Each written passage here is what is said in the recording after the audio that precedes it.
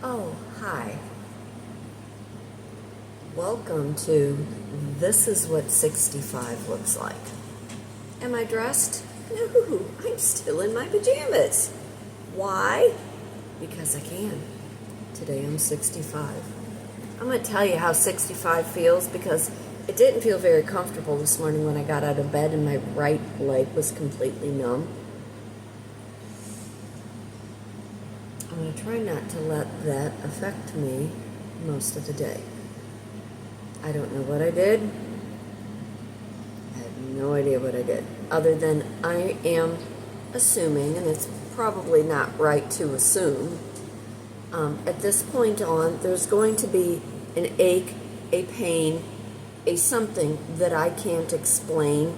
I still can't figure out why my right thumb goes numb, other than probably some carpal tunnel, painting, sewing, computer, restaurant, bull nonsense. But yeah, I got up this morning and the whole right leg was numb and I had to brace myself as I was getting out of bed. I'm going to tell you a few stories.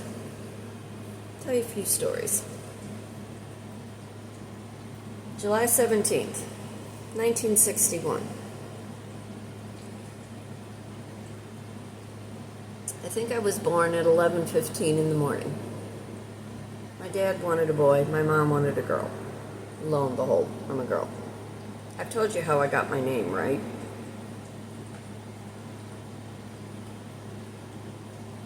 It's definitely going to be a 2-3 pot coffee day. My mom was the front receptionist, head receptionist at one of our local news channels, news affiliates. She graduated high school in 1956 from Notre Dame and went to go work at our Channel 5 downtown. She worked with two gals, Kitryn and Katrina. Let me get situated. I have a couple stories I'm going to tell you. And I hope you can hear me over fans and air conditioning. I think it's already 147 degrees outside. I've been out 4 times with the dogs this morning. They're good for right now. Anyway, Mom worked with these two gals, and she loved the names. But my mom being creative, and that's where I get it. It's where my sister gets it. Let me move the microphone. She liked the two names, Katrina and Catherine. When she met my dad,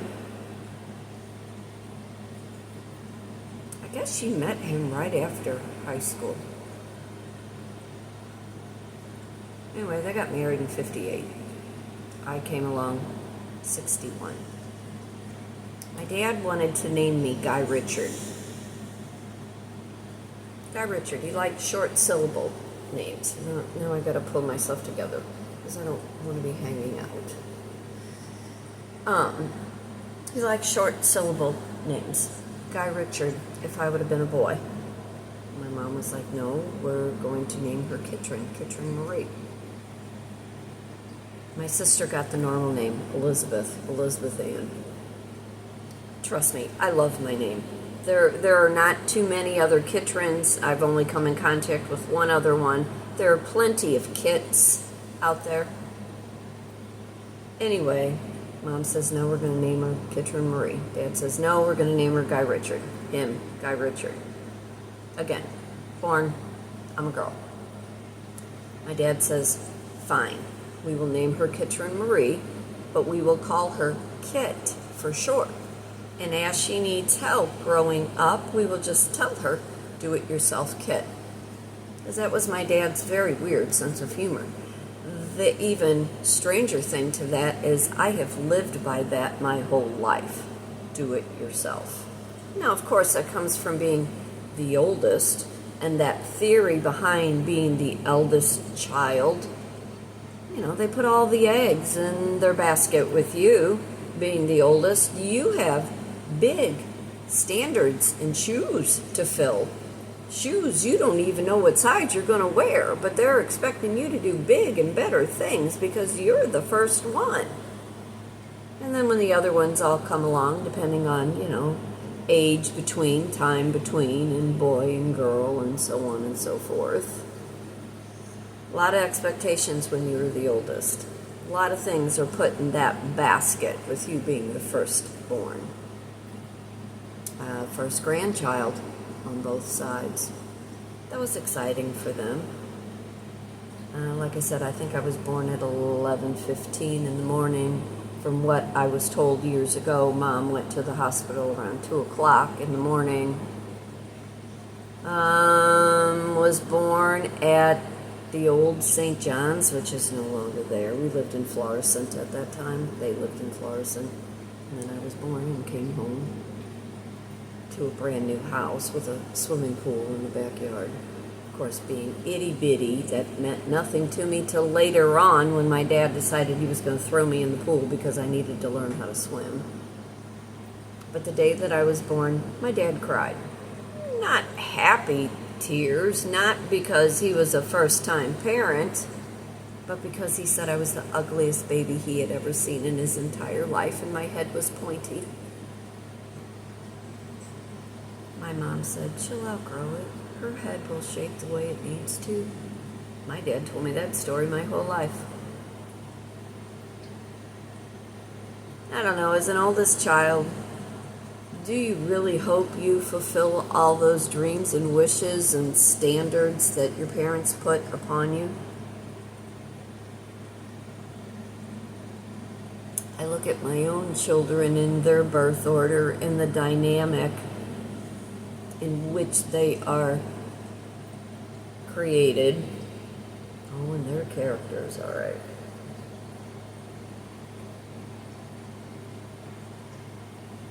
I was glad to have any of my kids, any of them. It didn't matter, boy, girl, healthy. It's all I cared about, healthy. 10 fingers, 10 toes, perfect brain, perfect heart. And by the grace of God, I got all that. Those are the best gifts throughout life. Those babies are God's way of saying life goes on. And there's a mission, there's a purpose, there's something that all of us have left to do while we're on this planet. So as I look at 65, what's left? What's left? Sorry for the glare. I don't like the glare. I can't figure that one out. What's left? What am I doing today? That's the bigger question. What am I doing today? I made my sauce last night from my garden. Had enough for 3 jars. I'll keep 2. I'll give 1 to my girl I work with. We are having lunch tomorrow, so I will give her 1. She got me 3 dozen chicken eggs from her uncle's neighbor's farm, which I love. She brought me a cute little cake in a balloon. That was yesterday. But I made my sauce last night, and maybe later today I'll run up on the hill. I want to get some good zitzitza. I probably will treat myself to some of my favorite cookies, some gigelinas. I will make ravioli for dinner with my sauce, make some sausage. I don't know if the youngest is going to be home or not. All of a sudden he has a girlfriend. I shake my head at that one. If you know, you know.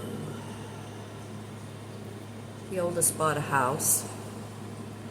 Looks like something out of Architectural Digest.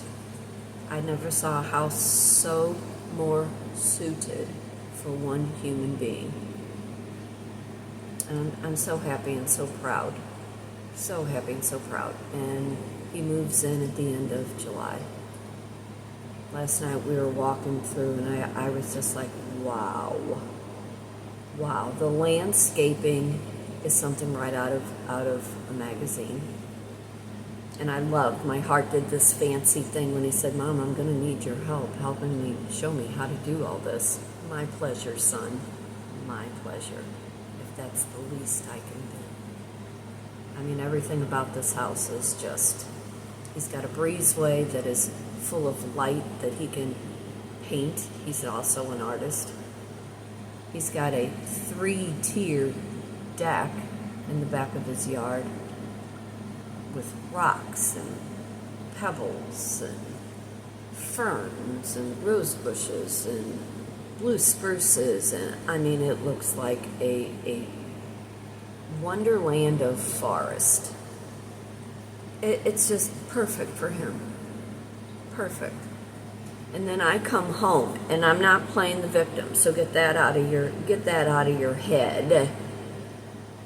I come home and I look at my house. I've been here going on 21 years. It is crumbling by the hour. Crumbling by the hour. I look at my front porch, I look at my back porch, I've got a leaky roof. My furniture is as old as Methuselah. You do what you can with what you have to work with. And depending on all the things that you have encountered in your life that makes you be who you are and how you are developed by your surrounding and who has encouraged you to be the better version of yourself through expectations that nobody can really ever see. You know, I've spent 32 years in food and beverage. I told my manager again yesterday, I quit. And she grabs me by the shoulder and she, does one of these things. She's going through transitions too with that place. Things people have brought on themselves, and they know it. And I don't hold back. You should know that by now. I don't hold back. I say what I mean what I say. And I try to watch my tone. Sometimes it's really hard. But I'm looking at my house thinking, how did I really get here? I knew 65 was going to come at some point. My grandpa, he turned 65 July 1st, 1975, and died August. Had a massive heart attack in our home. In the bathroom in our house on Marceline Terrace. 65. My goal is to outlive everybody in my family, the ones that have gone already. My grandma was 80-something. I think her birthday in August, Rachel, my daughter, always says, Mimi's going to be this old this year. I think last year she would have been 112, 115. I find myself talking to my grandma a lot, walking through the house.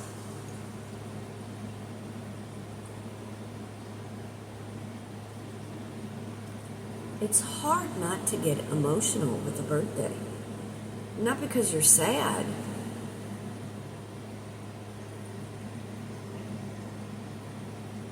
But because you've lived so much of life. And you look at where you've been and what you've done and how much you've accomplished and how much you possibly could have dropped the ball. I want to move. Looking at my kids' house last night, there's absolutely no reason in the world why my work opportunities have not worked out the way that they should have. When you apply yourself in all your endeavors and you see a dream, and no matter how many times you hit your head up against a wall, just keep plugging away, just keep doing. I had that article in that magazine come out, St. Louis Voyage magazine, and it was a lovely article. They wanted to know the beginning of my journey. I don't talk about the beginning of my journey anymore because it's in the past. It's not my future. At 65, you still have a future. You just have to rethink.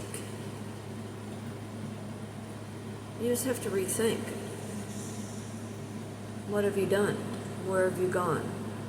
How have you implemented your gift, your talent, your skills, your scholastic abilities? What are you doing to better your life, even if it's to make your life comfortable? The people that I still kind of sort of still talk to in my friend group, which is almost null and void, everybody's at that retirement age. Many of us don't get to retire. Although I do have lottery tickets that I bought. Got my lottery tickets. Right now, $8,000 would get me out of the current situation, which I'm holding in it. Sorry about that. I had a delivery at my door. I had to go answer the door. I saw a delivery person pull up. Anyway, what was I saying? Much of life left to be had at 65. Hold on, let me get situated here. You get back to my train of thought. You look at your life at where you've been and what you still want to accomplish and what you're hoping you are physically able to do for the rest of your life. What aches and pains can you possibly live with and through in order to do all the things that you still want to do in this life? One of my customers, he's a retired mailman, was married for 60 years and his wife divorced him.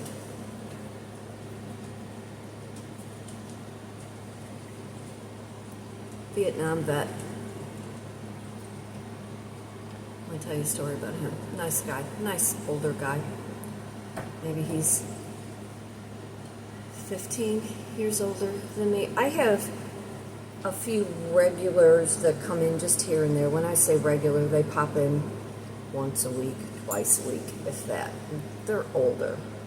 We came from that bar generation where you stopped after work and then you went home to whomever, or you were supposed to go home.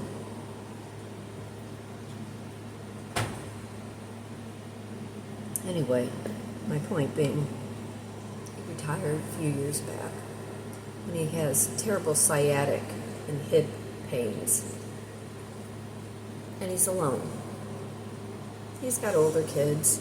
Spent a whole lifetime doing motocross sports and extreme sports with all of his kids. I always tell my counterpart, I bet back in his heyday, my counterpart, the girl I work with, back in his heyday, I bet he was something. I bet he was something.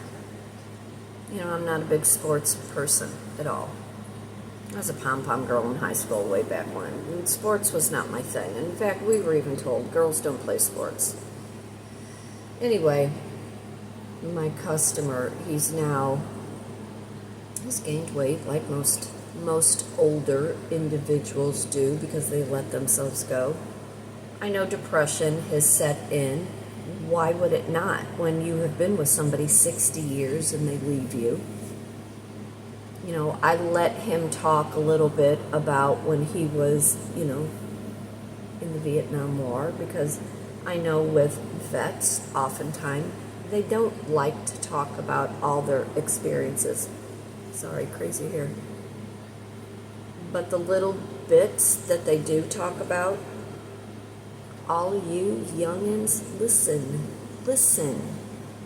pay attention. Because there will be things that you will, God willing, never have to experience, but you will not understand what your abilities in the freedom of life that you are living and how you are choosing to live your life if you do not learn from somebody who gave up theirs so you could have better. At one time, my youngest had talked about going into the military, and I about freaked out. But anyway, and of course, my person, he was military. I would say 15 years, wasn't 15 years, but it was damn near almost. But my customer, I listen to him, and right now with his aches and pains and, my little medical advice that I can give him, you don't know what is on the other side of any of our ages. You don't really know what is next if you don't at least have a vision of what you were trying to still work towards. So I'm asking you, how old are you? Your last birthday. What were your thoughts? What were your emotions? Some people get depressed. I don't get depressed. I just don't. I'll get a little melancholy about things, as you saw earlier. I'll tear up over things. As a kid, I'm going to digress here. As a kid, my grandma, she made our birthdays all special. My sister's birthday was at November, so she always had a big party Halloween. They went all out for her birthday. My birthday being July. My dad would take me swimming. I'd take my sister, my best friend Barb. We'd go. Sometimes I'd have all my friends over, but not too often. I didn't want to be at my house. I wanted to be anywhere but my house. And my dad would take us swimming out at Riviera. But my grandma would always say, "What do you want for your birthday dinner?" And I'd always say, "I want pizza." They'd make homemade pizza. They'd invite the whole family over, because that's what you did. You invited your family over for your birthday. And she always made me a chocolate cake, chocolate icing. Now my dad would always get me a cake from the bakery. One of them big sheet cakes with all that good sugary icing. What was your favorite birthday? My 9-year-old birthday, when I turned 9, that birthday lasted for 2 weeks. My Aunt Phyllis took me every place and any place and bought me anything I wanted for 2 weeks. When I turned 16, that was pretty special. She's barking at me. Shh.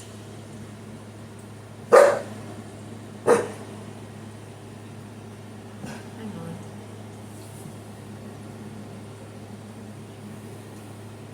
Turning 16 was pretty special.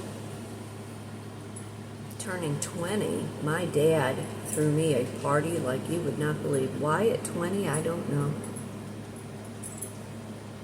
I think it had something to do with when you turn 21, you'll be doing things all on your own. So while I still have you here, because I was living with my dad at that time, huge party, had a DJ, he grilled.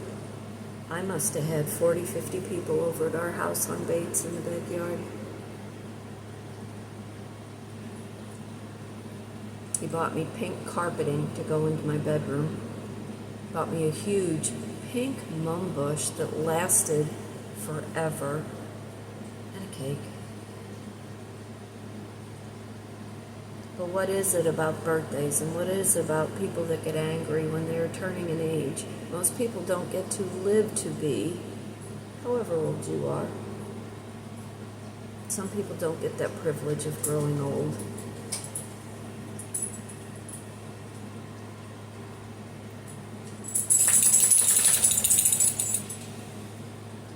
So think about your own birthday. Think about your own birthday. Think about your mood, your emotion, what plans, what expectations you still have for your life. And who are you wanting to spend all those moments with, sharing what's left of your life? We're all going to get old. We're all going to pass away at some point in time. Do you not want to make the most of it now? I think back to people that I no longer see or no longer talk to. And the last time I did see them, speak to them, have contact with them, think about those people in your life. What have you left behind? What are the things unsaid? What are the things that you should have acted upon within a certain amount of time? And now the time is gone and you're a little older and you're reflecting on, and you've done nothing about it.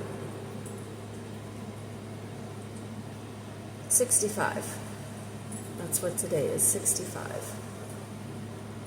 Aches and pains and numbness in a leg and my hand. And I plan to make the most out of it. And there's so much more to accomplish, so much more to do. And I encourage you to do the same thing. But I am Kitryn Marie. I'm an artist, writer, speaker, life and a business coach. Teach a variety of art and communication classes. Published author When He Had Her, available on Amazon. For today, for tomorrow, for the rest of your life, with every birthday you have coming up. Be happy, be blessed, be thankful for everything. Most people don't get to live to be your age. Fate turns on a dime. Flip the coin. There's so much more on the other side. Y'all take care, and I will see you real soon.